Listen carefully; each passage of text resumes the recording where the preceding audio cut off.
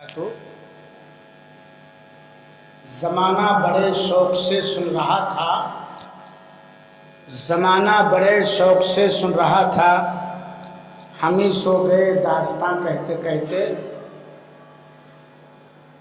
لگ بھگ 10:30 بجے سے لے کر کے 12 بجے تک ہمارے فاضل دوست نے دلیلوں کی روشنی میں بہت ہی ٹھوس مضبوط علم آپ لوگوں کو اللہ کی توفیق سے دیا۔ اللہ شیخ محترم کی ساری قربانیوں کو قبول فرما لے اور آپ سب کی حاضری اور انتظامات کو قبول فرما لے۔ ضرورت ہے سمجھنے کی۔ پہلی گزارش یہ ہے کہ جو آپ یہ ریکارڈ کر رہے ہیں کہلا گروپ میں، جو مقامی اہل حدیث گروپ ہے، شیخ کا خطاب ضرور فارورڈ کر دیں گے، بلکہ جتنے آپ کے واٹس ایپ پر دوست ہیں سب پر فارورڈ کریں گے۔ بڑی پرمغز تقریر ہوئی اور بڑا بہترین انداز رہا، اور آپ لوگوں کی ہمت بھی داد دینے کے لائق ہے کہ ماشاءاللہ جمے ہوئے ہیں۔ اگر اس وقت یہ دعا کریں تو شاید کچھ بوڑھے ناراض ہو جائیں کہ اے رب کرم ذرا تھم کے برس، اتنا نہ برس کہ وہ لوگ آ نہ سکیں، جب لوگ آ جائیں تو جل کے برس، اتنا برس کہ جا نہ سکیں۔ 2-3 گزارش۔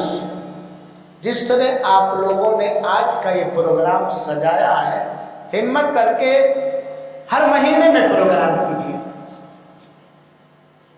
اور ہمت کریں گے تو سارے جہاں کے لوگ آپ لوگ آئیں۔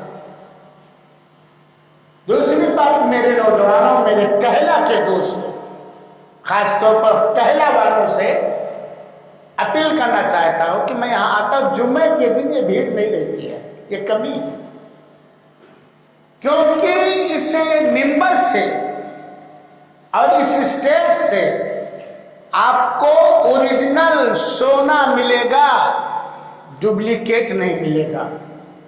یہاں سے جو بھی بات کہی جاتی ہے یا تو رب کا فرمان ہوتا ہے یا نبی کا پیغام ہوتا ہے، اور اسی لیے ایسے لوگوں کو اہل حدیث کہا جاتا ہے۔ اہل حدیث کا معنی ہے صحابہ کرام کے طرز کے مطابق، صحابہ کرام کے طریقے کے مطابق قرآن اور نبی کے فرمان کو فالو کرنا۔ جہاں نہ تعویذ ہے، نہ گنڈا ہے، نہ مزار ہے، نہ دکشنا ہے، اور نہ نذرانہ ہے، نہ پلیتا ہے، نہ کالا تاگا ہے، نہ یہ چھلا ہے، نہ فلان ہے، نہ فلان ہے۔ لہذا اس مسجد کو ہمیشہ آباد رکھو۔ بڑی خوشی ہے الحمدللہ۔ دیکھیے، میں اپنی طرف سے کچھ انعام رکھنا چاہتا ہوں یا کرنا چاہتا ہوں۔ 5 سوال میں کروں گا، یہ مجھے پہلے ہی اعلان کر دینا چاہیے، لیکن بھائی پیسے کم تھے تو میں نے کہا پہلے اعلان کر دوں گا تو سب لکھنا شروع کر دیں گے، پھٹافٹ جواب دیں گے، تو میں کہاں سے انعام دے پاؤں گا؟ تو 5 سوال میں کروں گا۔ اب عورتوں تک سوال تو جا سکتا ہے، ان کا جواب نہیں آ پائے گا، اگلا کبھی کوئی پروگرام ہوگا تو اس کا انتظام کروں گا، اور ہر سوال کے صحیح جواب پر انشاءاللہ العزیز کتنا ہے ہو، ارے کچھ بچا لوں یار، 1 2 3 1 2 3 4 5 ہر سوال پر کے جواب پر 50 روپے انعام، اور دونوں تقریر میں سے ہوگا۔ طریقہ یہ ہوگا، اسلام ادب و سلیقہ سکھاتا ہے تو بھائی ہنگامہ نہیں چاہیے۔ جو جواب جانتا ہوگا خاموشی سے ہاتھ اٹھائے گا۔ شیخ، کیونکہ کچھ لوگوں کو میں بھی پہچانتا ہوں، جیسے سلیم بھائی کو میں نے اجازت دے دی تو سب کہیں گے اپنے ساتھ آئیں تو ان کو دے دیا. شیخ صاحب جس کو اجازت دیں گے وہ جواب دے گا. ارے بھائی ایک تو جواب ہے یہ اندازہ لگانے کے لیے کہ ہم نے آج کے اس درس میں کتنا علم سیکھا, اور جواب صحیح ہوگا کڑک کڑپا نوٹ ہے.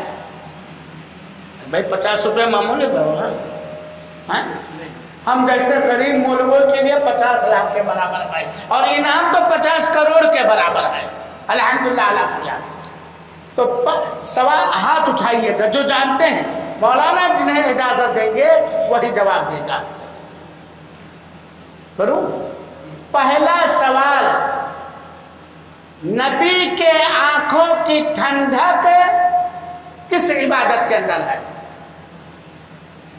اس پہ تو سب کو ہاتھ اٹھانا چاہیے, بچوں کو بھی اٹھانا چاہیے. ہاں مولانا سنیے, آپ بتائیے, آپ کھڑے ہو کے جواب دیجیے, سب سنا ہے, کھڑے ہو کے جواب دیجیے. یہ میں چلتا ہے میں چل رہا, ہاں اس میں جواب دیجیے, اس میں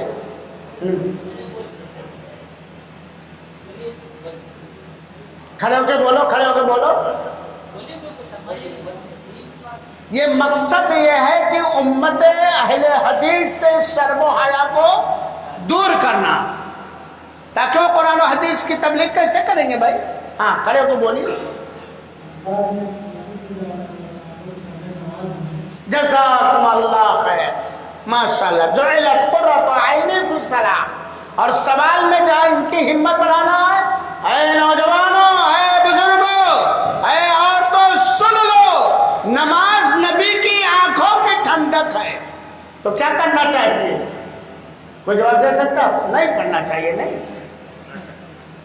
پڑھنی نہیں چاہیے, پڑھنا چاہیے. مولانا دیجیے اپنے مبارک ہاتھ.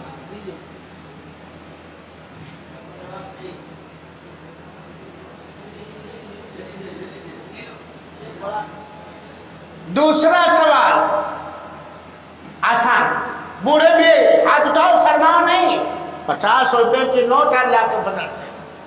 دوسرا سوال, بہت سارے گناہ ہیں, بہت سارے گناہ ہیں. زناکاری بھی گناہ, چوری بھی گناہ, رشوت دینا لینا بھی گناہ, سود خوری بھی گناہ, غیبت کرنا بھی گناہ, ہاں اخلاقی گراوٹ بھی گناہ. تیار ہو جاؤ, ہاتھ اٹھاؤ. سب سے بڑا گناہ کیا ہے؟ نہیں بتاؤ, نہیں, جو مولانا کہیں گے وہی جواب دے گا. جن کو مولانا کہا آپ بھی اٹھا سکتے ہیں بھائی.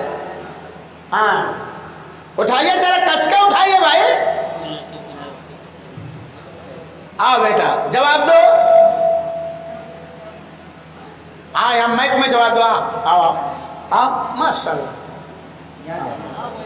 گرو نہیں. ہاں ہاں شرک. کیا نام بیٹا آپ کا؟ ہاں کہاں پڑھتے ہو؟ مرکز ابو الخیر, مرکز الخیر کے اندر. کیسے جانے آپ کی شرک سب سے بڑا گناہ؟ ابا نے سکھایا کہ اماں نے بتایا؟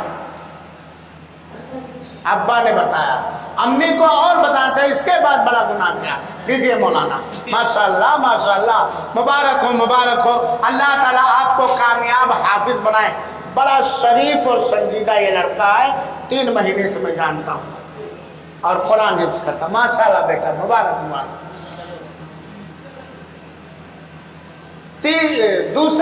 تیسرا سوال بوڑھوں کے لیے کروں کیا؟ بوڑھے جواب ہی نہیں دے رہے ہیں. جو تقریر میں نہیں آیا, جو شرک نہیں کرے گا, توحید اپنائے گا اور توحید کے تقاضوں کو پورا کرے گا, وہ جنت میں جائے گا. شرک سے بچنا, جہنم سے بچنے کے لیے, جنت میں جانے کے لیے شرک سے بچنا ضروری ہے, جان لیجئے. ورنہ مولانا نے بتایا نماز, روزہ, حج, زکات سب بیکار کر ہو جائے گا. نہیں شرط لایا رکن میں عمل ہو. جنت میں جب جائیں گے تو لوگوں کی عمر کیا ہوگی جنتیوں کی؟ بوڑھے 60 سال کے ہوں گے؟ ہاتھ اٹھائے رکھیے. یا کیا ہوں گے؟ جنت میں جو توحید والے جائیں گے، اور توحید والے ہی جائیں گے. شرک کرنے والے جائیں گے جنت کے اندر؟ بتاؤ، نہیں جائیں گے. تو جنتیوں کی عمر کیا ہوگی؟ ہاتھ اٹھائیے، ہاتھ اٹھائیے. مولانا دیکھ رہے سب، ہاتھ اٹھائیے بھائی. آپ لوگ خالی ہنس رہے ہیں پیچھے والے. ہاں، کون چچا؟ آپ کو اجازت ملی؟ آپ کو، ان کو نا، آپ کو اجازت ملی ہے؟ جواب دیجئے. ہاں،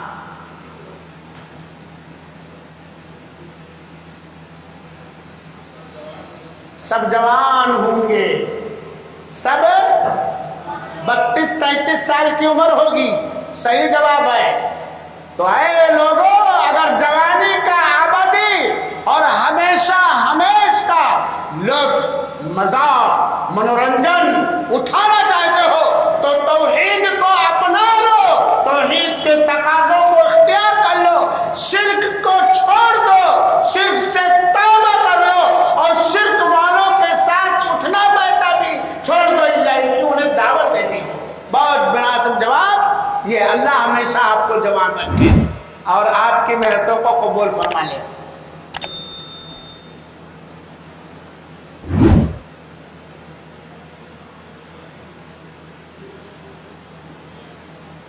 چوتھا سوال. تو عورتوں کا جواب کیسے ملے گا؟ وہی میں سوچ رہا ہوں. اب ان کا جواب صحیح ہے کہ غلط ہے؟ یہ عورتوں کے لیے ایک سوال. بچیاں بھی اس میں ہیں. کوئی امانت دار عورت وہاں ہاتھ اٹھائے میرے سوال پر اور جواب دے، کسی طرح پہنچائیں. جواب صحیح ہوگا تو انعام تقریر ہی میں سے ہے. کیا کسی توحید والی لڑکی کے لیے یہ جائز ہے کہ اگر اس کا باپ بھائی شرک کرنے والے سے شادی کر رہا ہے تو وہ قبول کرے؟ سوال سمجھ میں آیا؟ سوال سمجھ میں آیا؟ عورتوں کے لیے یہ ہے، اگر کسی توحید والی لڑکی کی شادی اس کے گارجین ایسے گھر میں، ایسے خاندان میں، ایسے لڑکے سے کریں جو لڑکا بڑا خوبصورت ہے، بڑا پڑھا لکھا ہے، بڑا مالدار ہے، سب کچھ ہے، کیا اس شرک والے لڑکے سے شادی کرنے کی منظوری دینا لڑکی لیے جائز ہے؟ مولانا نے واقعہ بھی بتلا. اب کیسے ملے؟ منا بھائی کہاں؟ جواب لکھ کر کے بھیج دیجئے، نام بھی بھیج دیجئے، اور ان کے لیے انعام رکھ دیا ہے میں نے.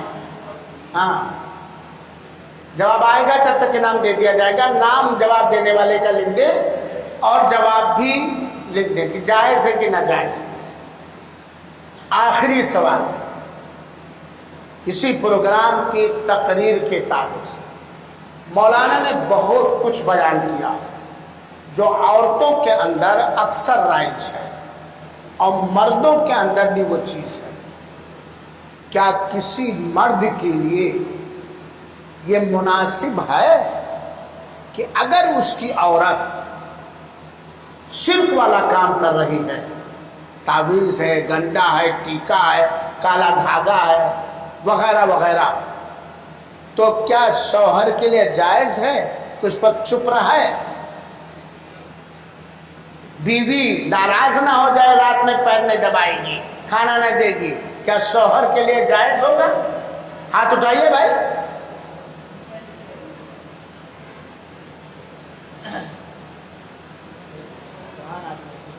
ہاں،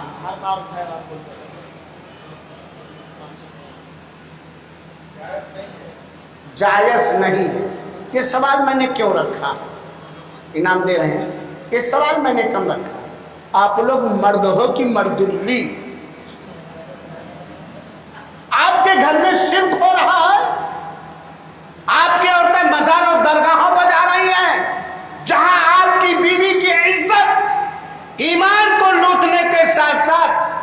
عزت لوٹ لی جاتی ہے. آپ کے گھر میں ملا جی مولوی صاحب بے پردہ آ کر کے تعویذ لکھتے ہیں, کمر پہ ہاتھ رکھتے ہیں, بدن پہ لا دیتے ہیں. بلکہ میں تو یہ کہوں گا وہ کتابیں چاہے وہ بہشتی زیور ہو یا کچھ بھی ہو یا سفلی علم والی کتابیں, ایسی کتابوں کو گھروں سے نکال دو جن کتابوں کے اندر تعویذ لکھنے کا طریقہ. ایک کتاب ہے میرے بھائیوں, نام آ گیا آنا نہیں چاہیے, اس میں لکھا ہے کہ اگر بچے کی پیدائش کے وقت درد ہو رہا ہے اور نہیں بچہ نکل رہا ہے تو فلاں فلاں چیز تعویذ بنا کر ران پہ لگا دو. یہ توہین کو قرآن کی توہین نہیں ہے. آپ موجود ہیں, مرد ہیں, قوام ہیں, حاکم ہیں شریعت کی نگاہ میں. آپ کی بیوی سے بلکہ مرد وہ ہوتا ہے کہ اگر وہ لڑکی لے آیا کسی ایسے خاندان سے جن کے ہاں نمازوں کے اندر, عبادتوں کے اندر نبی کی سنت کی پیرویاں نہیں کی جاتی ہیں, یا عقیدے کے اندر کفر اور شرک پایا جاتا ہے, حکمت عملی سے, چالاکی سے, پیار و محبت سے ہدیہ اور تحفہ دے کر کے اپنے گھروں میں پردے کے دائرے میں پروگرام کر کے اپنی بیٹی کو توحید والا بنا, اپنی بیوی کو کیا بنا لے جائے, توحید والا بنا لے جائے, اپنی بیوی کو سنت کے مطابق اللہ کی عبادت کرنے والی بنا لی جائے, اپنی بیوی کو توحید کا داعیہ اور سنت کا داعیہ, کتاب و سنت کی رکھوالا بنا دے, وہ ہے.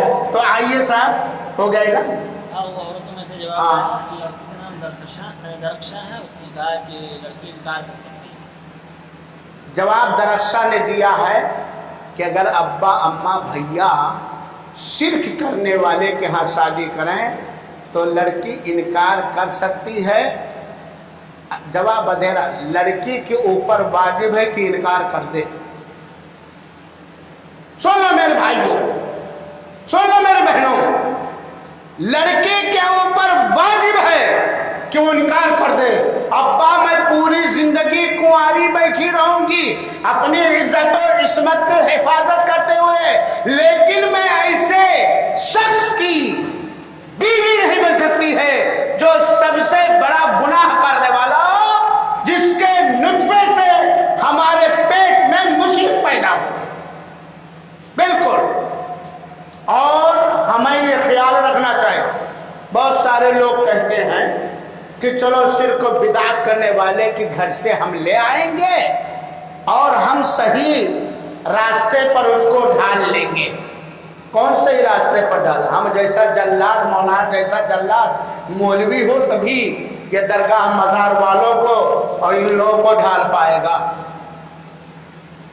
یا تو لڑکے کے اندر اتنا علم ہو, ساس کے اندر اتنا علم ہو, سسر کے اندر اتنا علم ہو کہ وہ اپنے گھر میں آنے والی بہو کو توحید والا بنا لے جائے. لڑکے کے اندر خاص طور پر. لیکن اگر علم ہی نہیں ہو, اچھا علم ہے, کمزور علم ہے, جانتے ہی نہیں ہیں, تو اس کو بھی بنا لے جائے گی. کیا ہوگا؟ میں جماعتوں کا نام نہیں لیتا, بہت سارے ایسے واقعات ہیں, بڑے شوق سے لائے. میں تو قرآن و حدیث پر چلنے والا بنا رہا, پتہ چلا لڑکا با کیا ہو گیا, وہی ہو گیا, مارنے لگا گشت اور پھال اور پھلا, تب ورنہ نہیں. اور اپنی بیٹیوں کی شادی کے بارے میں اللہ کے رسول اکرم نے فرمایا ہے, سن لو, آج بہت سارے باپ ظالم ٹھہرتے ہیں اپنی بچیوں پر. اللہ کے رسول نے فرمایا ہے, من ترضون دینہ و خلقہ فزوجوہ. اگر کوئی منگیتر آئے, اب آپ کی بچی کا, آپ کی بہن کا, یا جس بچی کے آپ سرپرست اور گارجین ہے, کوئی ایسا آدمی شادی کا پیغام لے کر کے آئے, من ترضون دینہ, جس کے دین سے آپ راضی ہیں, مطمئن, شرک کرنے والے سے آپ راضی ہیں, بدعت کرنے والے سے راضی ہیں, حرام خوری کرنے والے سے راضی ہیں, بے نمازی سے آپ راضی. میں نہیں کہتا, من ترضون دینہ, جس کے دین سے تم راضی ہو. میرے خیال میں ہمارا مزاج ہونا چاہیے, ہم ایسے بچے ہی کے دین سے راضی جو توحید والا ہو, جو سنت والا ہو، جو حلال و حرام کی تمیز کرنے والا ہو، اور جو 5 وقتہ نماز کا پابند ہو، بڑوں کا احترام کرنے والا ہو، چھوٹوں سے شفقت کرنے والا ہو، وہ خلق اور اس کے اخلاق سے راضی ہو۔ اللہ کی قسم، شرک کرنے والا کبھی اخلاق مند نہیں ہو سکتا۔ چیلنج ہے میرا، اس کا اخلاق، اس کا کریکٹر، اس کا چال و چلن، اس کا بول و بندھن صحیح نہیں ہو سکتا ہے۔ کیوں؟ جب وہ اللہ کے ساتھ گستاخی کر رہا ہے، اللہ کی غیرت توحید کے پردے کو چاک کر رہا، پھاڑ رہا ہے، جو اللہ کا نہیں ہوا، آپ کا کیا ہوگا؟ تو دولہا اختیار کرنے میں سب سے پہلے توحید دیکھی جائے گی اور اخلاق نبوی دیکھا جائے گا۔ تو بہرحال اس بچی کو جو درخشاں ہے اس کا انعام پہنچا دو بھائی امانت داری کے ساتھ۔ میرے بھائیوں، وقت بھی ہو چکا ہے، کھانا بھی تیار ہے اور کچھ دیر کے بعد اذان بھی ہونے والی ہے۔ چونکہ حکم ہوا تھا کہ 40 منٹ باقی ہے کھانا تیار ہونے میں، تو مولانا پروگرام کھینچ دیجیے۔ آپ لوگوں کے پاس اگر کوئی دینی سوال ہے تو کر سکتے ہیں، اگر علم ہم دونوں کے پاس رہے گا تو جواب دیا جائے گا، ورنہ واٹس ایپ پہ جواب دیں، ابھی اذان ہونے میں باقی ہے۔ کسی کے پاس کوئی دینی استفسار ہے، سوال ہے تو کر سکتے ہیں میرے بھائیوں ساتھیوں، زبانیے سے کھڑے ہو کے کر سکتے ہیں۔ ہاں مؤذن صاحب، اذان کئے بجے ہے؟ تو کیا کیا جائے، چلایا جائے یا کچھ رخصت دے دیا جائے ٹوائلٹ وغیرہ جانے کے لیے؟ کوئی سوال ہو تو کر لو بھائیوں، اگر کوئی سوال ہے تو، اگر کوئی دینی سوال ہے تو کھڑے ہو کے کر سکتے ہیں، علم ہوگا تو جواب ہم دونوں دیں گے۔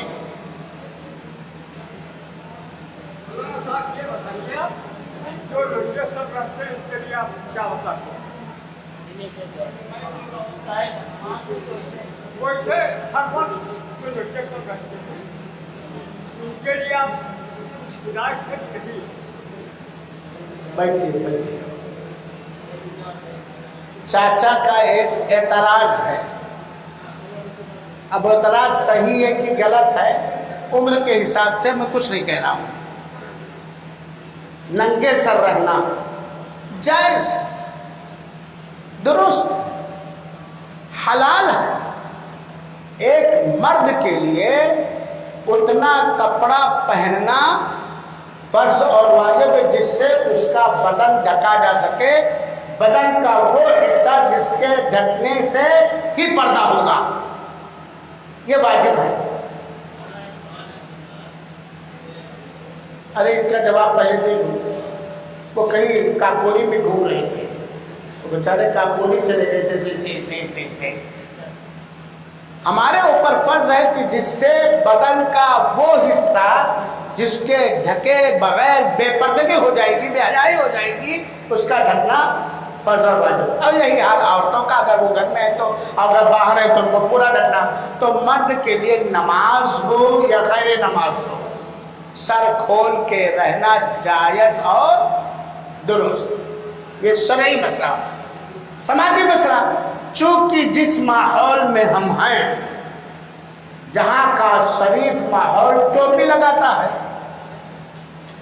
تو وہاں ٹوپی لگانا چاہیے۔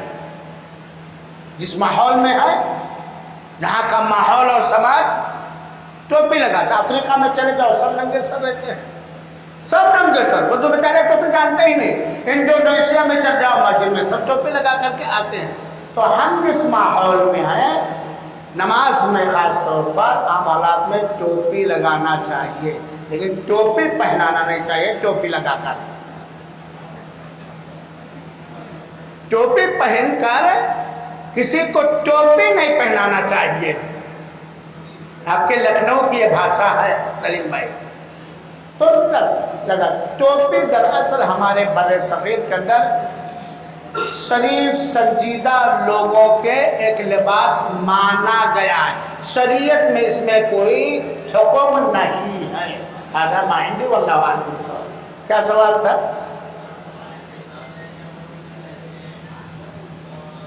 भैया थोड़ा करीब आ जाओ,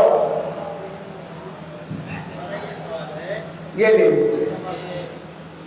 घर पे बहुत चीज हमारे पास होती है पढ़ने के लिए, और कभी हम जो है उन चीज़ों को पढ़ लेते हैं जिसमें हमारी नमाज हो जाती है, तो वहाँ पर हमारा क्या सिस्टम रहेगा?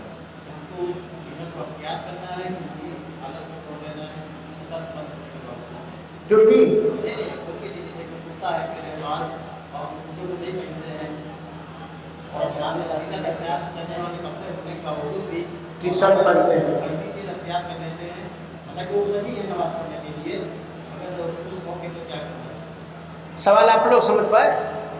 सवाल ये है कि हमारे पास कुर्ता पैजामा भी है, टी शर्ट भी है, पैंट भी है, हमें क्या पहन करके मस्जिद में आना चाहिए? एक है जायज़, एक है अफजल।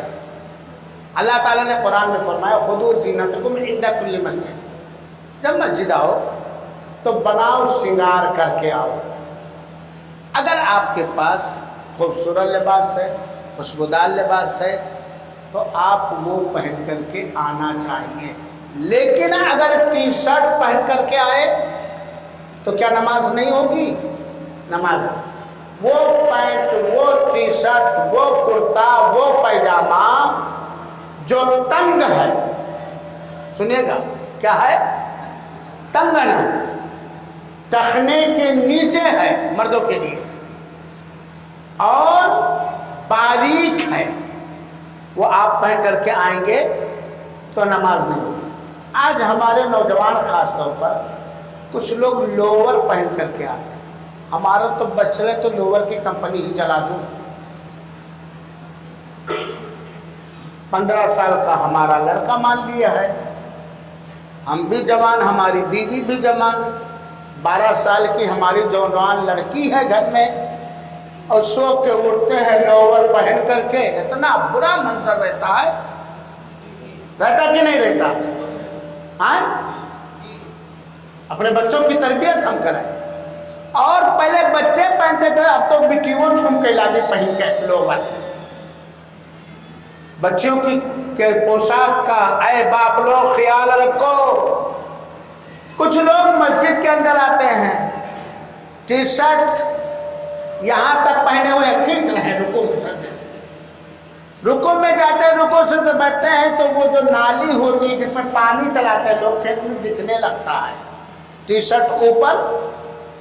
और मैं ahsa हफूम में था, तो वहाँ एक एरिया है सनाइया, 25 साल रहा हूँ, तो वो वर्कर लोग ऐसे करते रहते हैं, हालांकि हम लोग बहुत तंबी करते हैं। तो वो सजदा करके बैठा तो पीछे पूरा दिख रहा था, टी शर्ट ऊपर चला गया और वो पूरा, तो एक बद्दू था ऐसे टिश्यू पेपर वहाँ रखा रहता, निकाला और लगा पीछे से हूरने। समझ पाए आप लोग ना? तो लोगों ने कहा ये क्या, अरे इसकी नमाज नहीं होती, ढक दो। तो ऐसी टी शर्ट या लोअर पहनकर नमाज पढ़ना जायज नहीं है, वरना अफजल ये है कि अच्छे से अच्छा कपड़ा पहन करके आए, लेकिन टी शर्ट पहन करके टखने से ऊपर अगर पैंट है, कुशादा है, मोटा है, पर्दादार है, तो उसमें नमाज पढ़ सकते हैं, जायज। हम उसको ये नहीं कहेंगे कि गुनाह कर रहा है, जितना ढकना वाजिब है उतना वो ढक रहा है।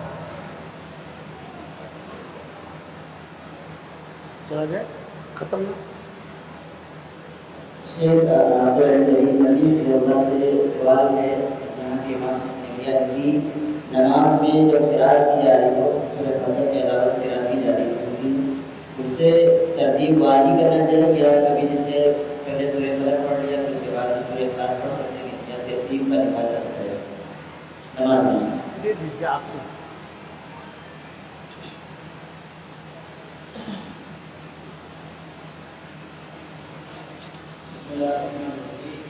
सवाल है, नमाज में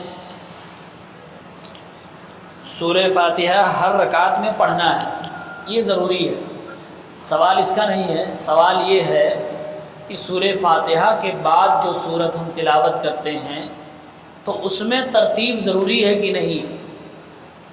मसलन जैसे सबसे पहले सूरह बकरा है, उसके बाद सूरह आल इमरान है, तो تو کیا کوئی شخص ایسا کر سکتا ہے کہ پہلی رکعت میں سورہ آل عمران میں سے پڑھ دے اور دوسری رکعت میں سورہ بقرہ میں سے پڑھ دے؟ تو یہ جائز ہے، بلا شک و شبہ جائز ہے، اور اس کی دلیل ہے اللہ کے نبی صلی اللہ علیہ وسلم سے ثابت ہے کہ آپ صلی اللہ علیہ وسلم نے پہلی رکعت میں سورہ نساء پڑھی اور دوسری رکعت میں سورہ آل عمران پڑھی ہے، یعنی اس میں ترتیب ضروری نہیں ہے۔ ترتیب وہاں ضروری ہے جب ایک ہی صورت میں سے آپ دونوں رکعت میں تلاوت کریں۔ مثلا سورہ بقرہ بہت لمبی ہے، 2 پارے سے زائد ہے، 2.5 پارے میں ہے۔ اب اگر آپ پہلی رکعت میں دوسرے پارے میں سے پڑھے اور دوسری رکعت میں پہلے پارے میں سے پڑھیں تو یہ غلط ہے، کیونکہ ایک ہی صورت کے اندر جو آیتوں کی ترتیب ہے یہ ترتیب منزل من اللہ ہے، یہ اللہ کے نبی صلی اللہ علیہ وسلم نے ترتیب دی ہے، اس میں ہم ہیر پھیر نہیں کر سکتے۔ آیتوں کی جو ترتیب ہے الحمدللہ رب العالمین کے بعد الرحمن الرحیم ہی آئے گا، یہ ترتیب اللہ کے نبی کی جانب سے ہے، اس میں ہم ہیر پھیر نہیں کر سکتے۔ لیکن جو صورتوں کی ترتیب ہے اس صورت میں گنجائش ہے، اس کی دلیل ہم نے آپ کے سامنے عرض کر دی۔ ھذا ما عندی واللہ اعلم۔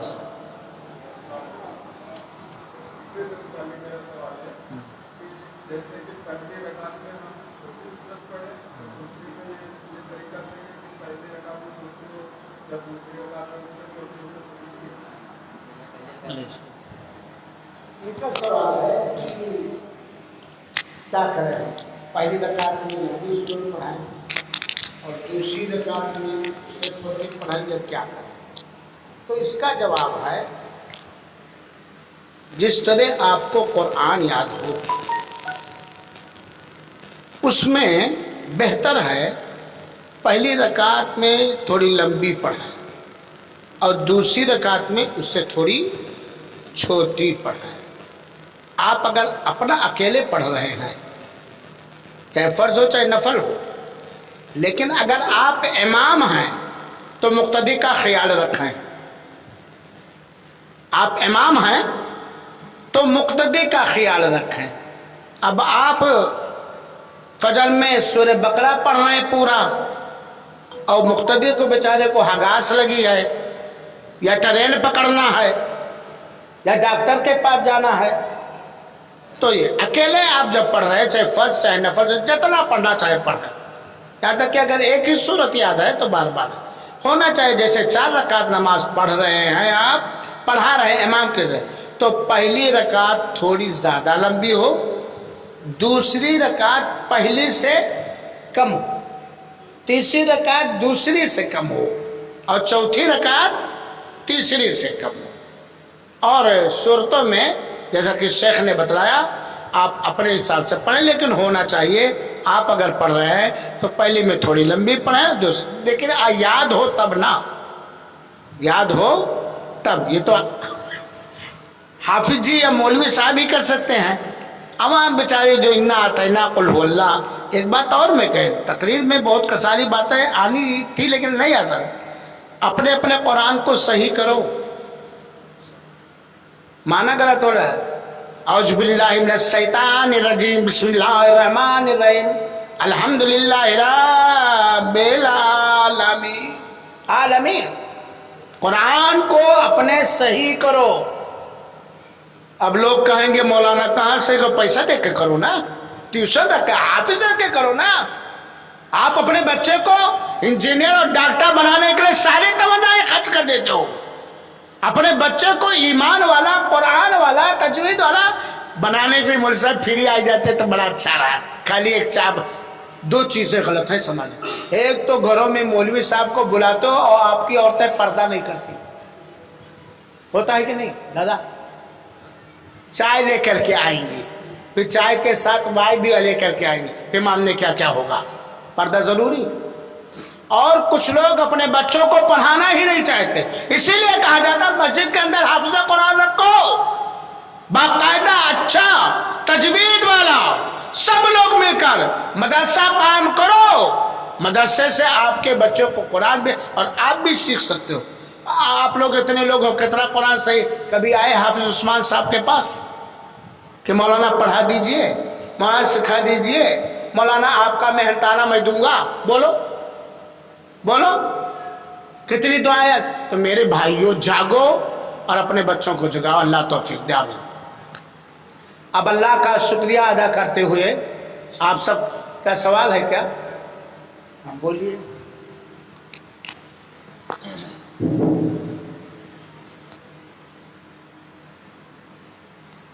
ہمارے مقتدی حضرات کو صرف سورہ فاتحہ ہی یاد ہے اور سورہ اخلاص سے دیگر چھوٹی صورتیں نہیں آتی،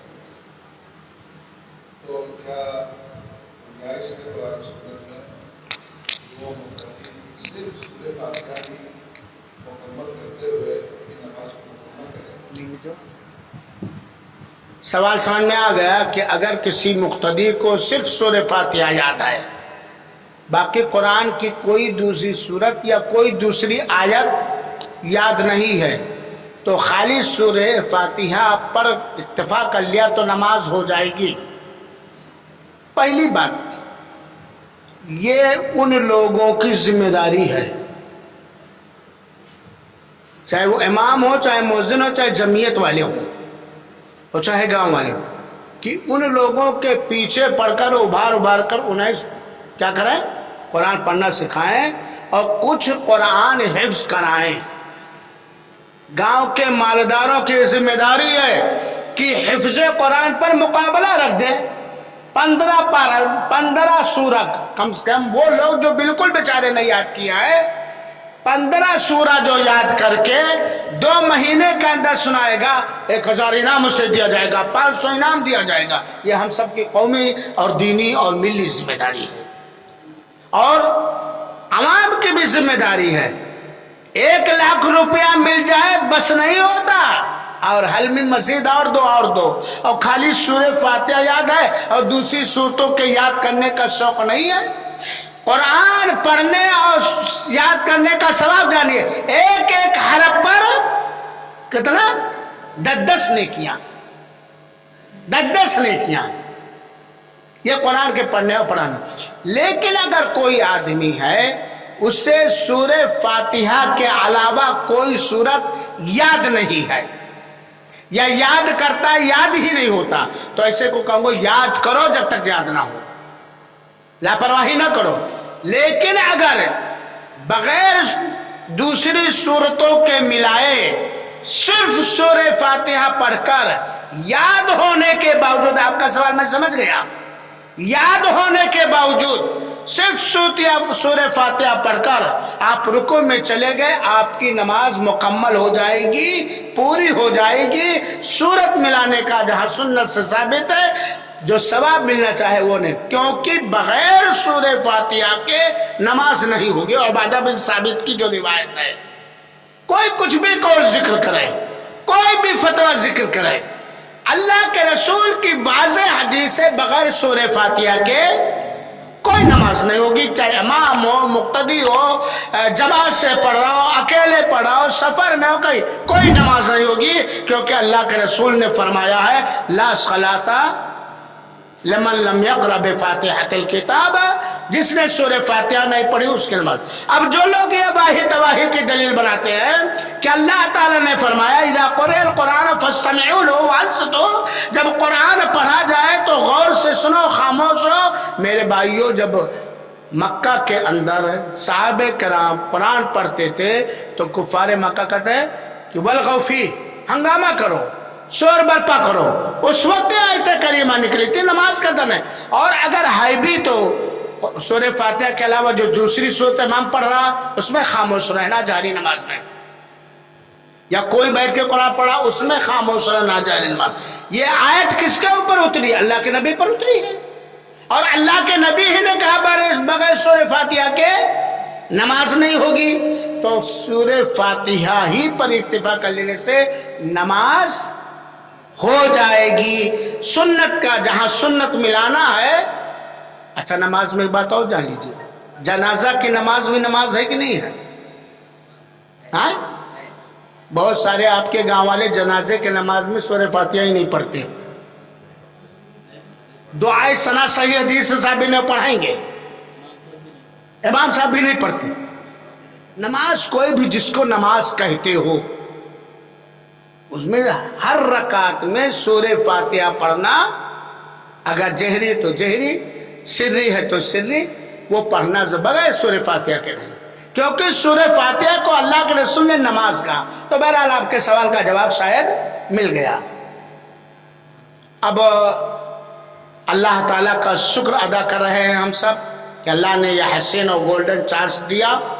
ساتھ ہی ساتھ شیخ عبدالعلیم صاحب جلیلی مدنی حفظ اللہ کے ہم اپنی طرف سے اور آپ سب کی طرف سے نیابت کرتے ہوئے شکر گزار ہیں اس دعا کے ساتھ کہ رب العالمین شکر اللہ جہودک، آپ کی کوششوں کا شکر گزار ہو جائے اور قبول فرمائے، اور کہلا کے مقامی جمعیت کے سارے ذمہ داران اور اس مسجد بنانے والے یا قربانی دینے والے یا اس پروگرام میں کسی طرح کے تعاون کرنے والے سارے لوگوں کے شکر گزار ہیں، اس گزارش کے ساتھ کہ یہ نہ ہو کہ دولہا ایک بار آنگن میں آتا ہے. بات سمجھے کہ نہیں؟ کیا سمجھے بھیا؟ بار بار یہ پروگرام کیجیے. بہت سارے لوگ دولہے کو بلاتے ہیں آنگن میں، نہ حالانکہ غلط ہے. تو بیچارہ پہلی بار آیا اور آخر بار آیا، ایسا نہ ہو. ہر ایک مہینے میں پروگرام کیجیے. کھانے کی کوئی ضرورت نہیں میرے بھائیوں، ہم سب مل کے پروگرام کرائیں. ضرور نہیں 1 مہینے پر 2 مہینے پر پروگرام کرائیں. اچھے علماء کو بلائیں تاکہ گاؤں کے اندر توحید پھیلے، سنت پھیلے، نبی کی پیروی پھیلے، جہالت ختم ہو. اللہ ہم سب کی کوششوں کو قبول فرمائے. اذان ہونے والی ہے، وضو کریں، پھر اذان ہوگی اور نماز ہوگی. نماز کے بعد شاید بریانی ہے کیا؟ ماشاء اللہ آگے رضوان بھائی، جزاک اللہ خیر. ٹھیک ہے، السلام علیکم.